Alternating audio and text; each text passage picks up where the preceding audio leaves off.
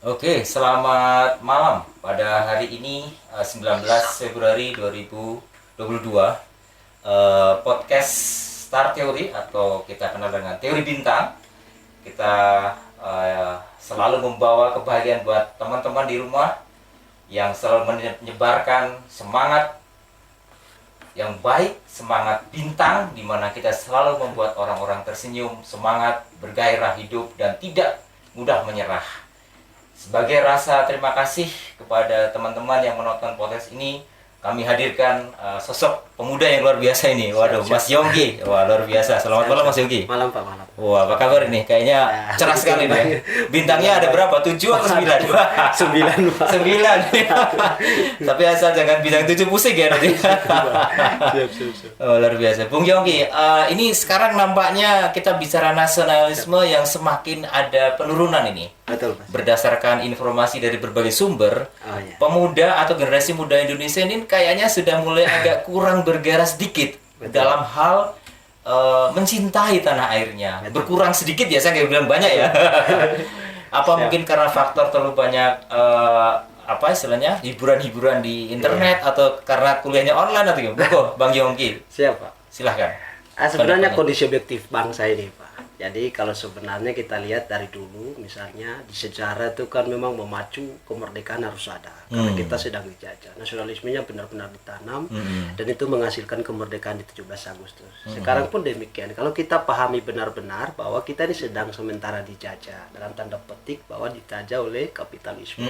Dalam lewat apa? Lewat apa namanya teknologi, apa berbagai sisi ya. berbagai sisi dan lain-lain. Sehingga itu kadang mempengaruhi nasionalisme. Kalau dalam tanda petik juga tidak digunakan sebaik mungkin. HP, media sosial dan lain-lain. Itu kalau dipakai ke hal produktif, itu malah menciptakan nasionalisme. Dan buktinya ada siapa, misalnya Vicky Laki itu Pak. Kalau teman-teman bisa tahu kan, itu kan dia pahami banyak bahasa Pak. Dan dia ceritakan soal Indonesia itu di bule-bule itu Pak. Nah itu kan menarik. Artinya bahwa satu anak muda yang masih saya lihat hari ini, atau contohnya adalah Vicky Laki itu atau Atta Halilintar misalnya. Nah orang-orang ini kan bisa mampu untuk menggunakan media sosial, teknologi untuk bagaimana menumbuhkan rasa nasionalisme, membangkitkan kembali nasionalisme. Iya. Nah, ini kan harus menjadi contoh untuk muda-muda sekarang, kaum muda sekarang, bahwa nasionalisme itu soal jati diri bangsa. Oke. Jadi tidak boleh mati. Kalau mati, waduh gimana Indonesia ini? Nanti Indonesia juga ikut ikut lumpuh juga ya. Apa kira-kira peran government dalam hal ini supaya menjaga semangat ini penerus-penerus bangsanya ini? Ya. Silahkan. Saya kira bahwa dalam hal ini kita bukan bicara pro kontra ya Pak. Kita melihat pemerintahan dalam beberapa hal itu memang sudah sangat masif melancarkan itu, dimulai dari pembangunan misi Pak Jokowi terkait misi revolusi mental. Oke, revolusi mental ya. Ya, kedua adalah bagaimana Pak Jokowi itu membuat kebijakan-kebijakan untuk kembali menarik Freeport atau kemudian mencerahkan daerah-daerah perbatasan. Lalu mohon maaf di beberapa daerah tempat pemilihan beliau, walaupun kalah beliau masih sempat membangun, salah satunya di Lombok misalnya ada membangun Mandalika itu dan lain-lain. Itu kan bukti Pak Jokowi ingin menyadarkan kita bahwa soal nasionalisme sebenarnya. Betul. Nasionalisme itu tidak dipandang dengan sebelah mata, harus merata Pak dalam pembangunan, dan itu dianjurkan oleh Pancasila. Betul.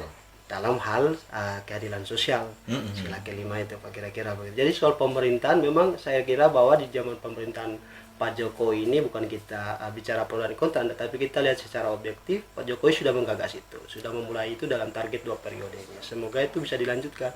Oke, luar biasa. Kalau education kita bicara pendidikan, kira-kira kurikulum apa menurut Bung Yongki ini yang bisa dari anak SD, SMP, SMA, mahasiswa itu punya semangat nasionalisme tinggi? Maksudnya kurikulum yang seperti apa yang Bung Yongki sarankan pemerintah itu ikut intervensi kalau menurut saya perlu saya supaya tidak menjalar ke yang isme yang lain ya.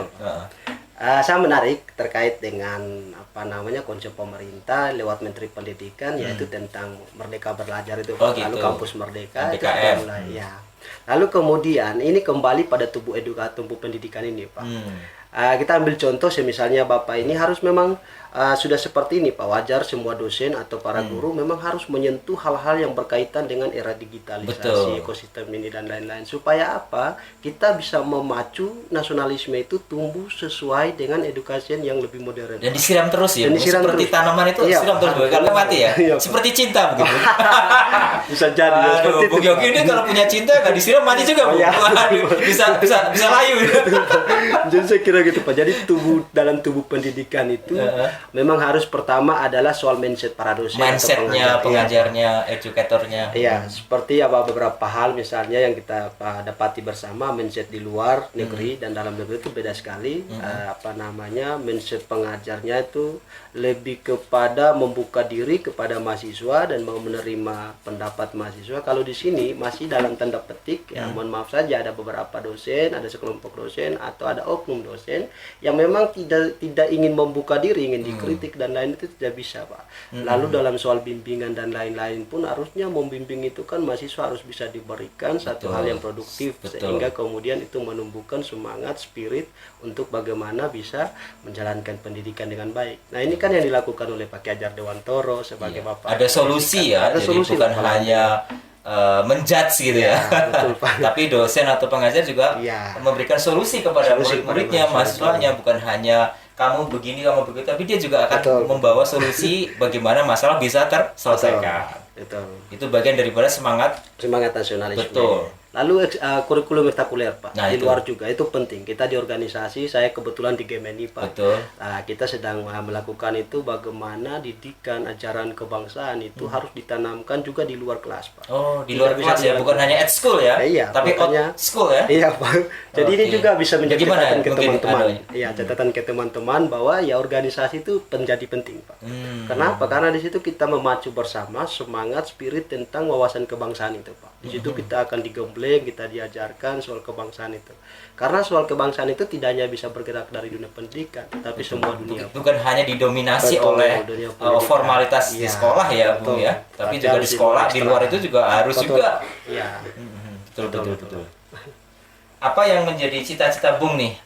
Mungkin karena kita keterbatasan waktu, Bung ya. Karena apa cita-cita Bung untuk menjaga semangat nasional itu dalam jangka waktu yang panjang. Karena banyak bangsa-bangsa lain sudah merencanakan 50-100 tahun ke depan, Bung. Betul. Kita kan juga harus memiliki itu, Bung. Betul. Apa yang kira-kira Bung inginkan terhadap Indonesia agar tetap menjadi negara yang tetap eksis di mata dunia dan bisa selamanya, Bung? Apa ini, Bu, kira-kira ini? Apa cita-cita Bung atau apa ide-ide apa ini yang dari ini kebetulan bukan ketua GMNI cabang Malang ya? Betul. Oke. Kalau saya dari karakter saya, Pak, dari dasar organisasi saya sering saya diajarkan kayak dari senior-senior bahwa satu hal yang perlu kita pahami adalah bagaimana melihat Indonesia itu dari semua sisi. Oh, semua sisi ya. Semua sisi itu pertama. Yang berikut meletakkan Pancasila itu sebagai menjadi tastis yang dinamis tapi, Pak.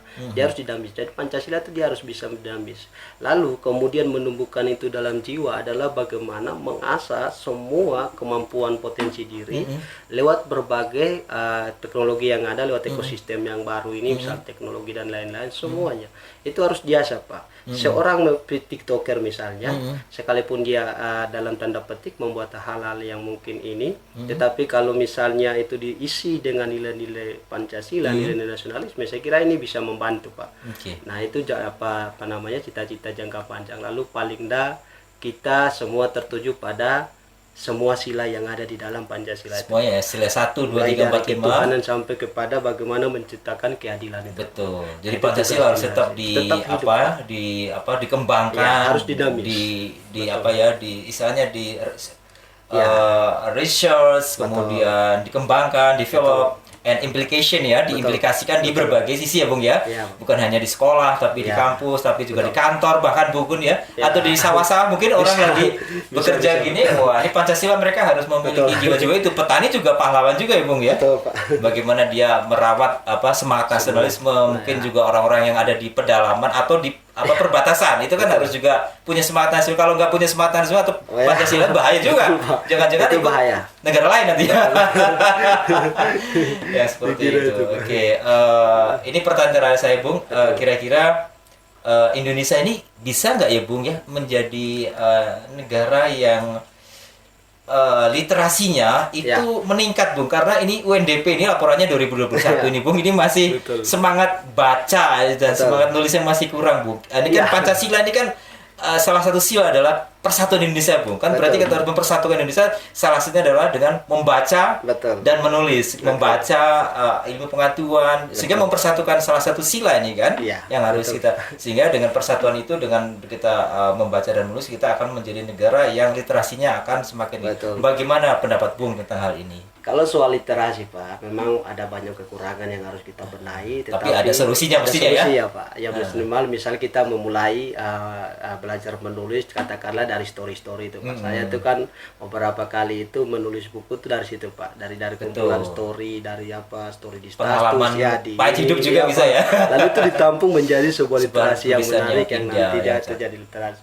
Jadi peningkatan sumber dari literasi itu sebenarnya satu adalah pengetahuan terkait dengan bagaimana kita mampu untuk menciptakan karya-karya ilmiah atau karya-karya fiksi atau apapun lah bentuk tulisan apapun lewat teknologi, lewat Tapi media dipublish yang- Bung iya, kalau bisa ya, dipublish itu. supaya orang dunia tahu. Betul Pak. Kalau Betul. perlu warta jalanan di online-kan itu. Wah. Siap, Ini Pak. kan karena sekarang standarisasi dari UNESCO Bung. Betul. Siapa yang menulis dan bisa dibaca oleh orang di seluruh dunia, Betul. itu adalah indikator bahwa bangsa itu rajin atau semangat menulisnya, Betul, Pak. membacanya. Betul. Nah, itu.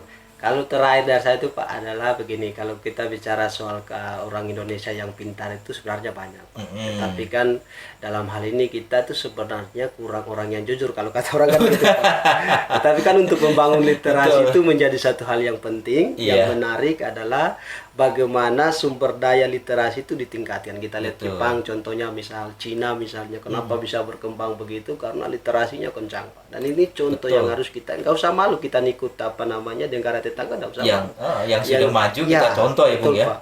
Nah, kita harus belajar untuk kemudian terbuka di situ, lalu literasi itu dikembangkan dari hal kecil, Pak. Membaca story, membaca ini, membaca kuis, membaca apalah terserah. Tetapi itu kan bisa memacu. Termasuk dengerin podcast ini kayaknya Podcast juga bisa, peningkatan dari literasi podcast nih, ini kan teman-teman ini. peningkatan literasi. Iya, karena ini tadi kita sudah belajar keilmuan tentang keilmuan keindonesiaan, Betul, kemudian history ya kan, sejarah, kemudian development perkembangan bangsa, kita belajar tentang masalah management of education. Tadi ini juga literasi teman-teman. Jadi Bisa. saya nggak setuju kalau literasi itu hanya baca buku nih. Betul.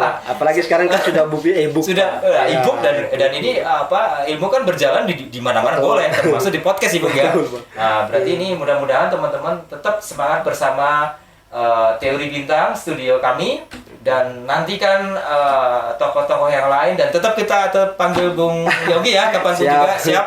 Kalau siap, ada Pak. sesuatu yang menarik bisa kita Sering diskusikan. siap. Dan Indonesia tetap menang. Amin. Selamat malam dan merdeka. Merdeka Pak.